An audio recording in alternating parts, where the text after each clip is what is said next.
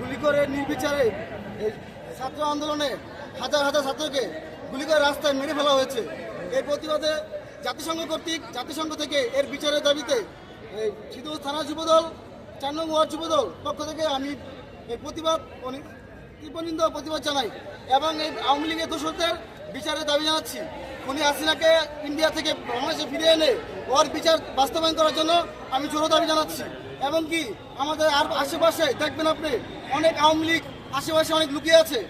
আমি প্রশাসনের দৃষ্টি আকর্ষণ করছি, আপনারা সবাই এর বিরুদ্ধে প্রতিবাদ তুলুন।